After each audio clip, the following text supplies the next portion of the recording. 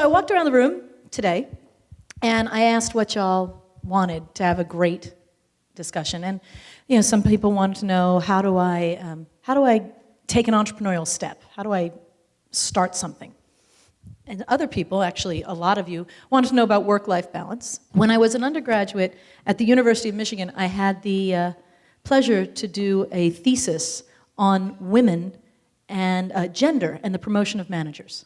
We looked over 30 years at all the factors in reviews and that led to promotions into the managerial ranks. We looked at gender as a factor. And it turns out it wasn't correlated. No correlation. But what we did find is that there were statistically much fewer women getting ahead than there were men. It turned out that research there had shown there are about 8 different profiles of people who get successfully promoted. One of the profiles they called the master manager because they were balanced on all the various factors. And when you looked at it by gender or by race, it factored for both. The only women or people of color who got promoted were masters. There was no room for people to have one glaring weakness. Anyone want to guess what the first factor of moving up in an organization likely is? No, it is not the time that you spend there, but a good guess. Really, even easier than that. Performance. You're actually good at the job that you're doing. Accounts for about 1/3 of it. Now, the problem for women is we think that's 100%, and it's 1/3. And that's a problem, right? Because we work our tail off to be awesome, to be the best at what we do. We're killing ourselves over here. And why the hell is Harry getting ahead? The next 2 factors.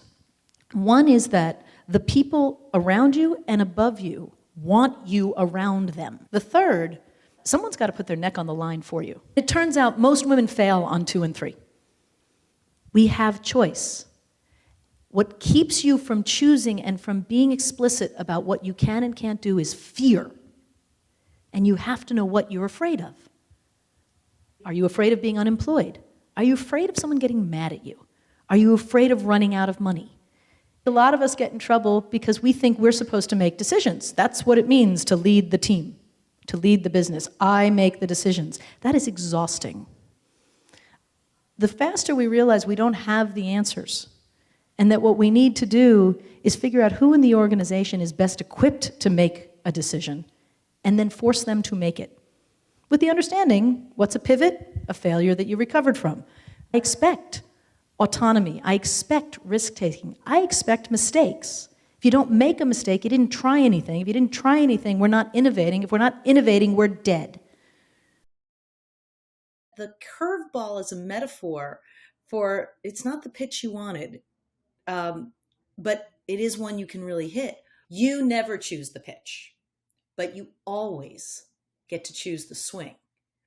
Curveballs are moving slower than they appear, which means you have the time to be curious, to be patient, to even ask some questions. I invite you to explore and experiment with how different styles of saying the same thing or asking a question or recognizing a person can make your communication easier. Because when you're facing a curveball, you're going to need to be communicating. You're going to need to be communicating with your team.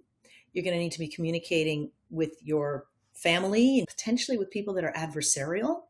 The good news is when you swing and you miss, more often than not, you make an adjustment and get back in the game, which I did. A curveball isn't what we expected and it isn't what we wanted, but it's what we got. So let's be curious. What does that curveball look like? Where's it going? How fast is it moving? When we know our strengths and our resources, when we are aware, oh, I can call my customers, they are partners with us, or I can reach out to someone who's gone through something crazy with their kid, or I know other people who faced cancer. I have resources and strengths that can help me out. And then I'm going to take a swing, adjust, and swing again. That's the approach. I want you to try it in your life. Happiness tripwires. make you a better curveball hitter. They do this because they release parts of your immune system and they make you stronger, which is amazing, right? If you invite and embed happiness tripwires into your life, even when things are dark and difficult, you're going to get a little burst of happiness. It'll make you smile, and that's actually going to make you stronger.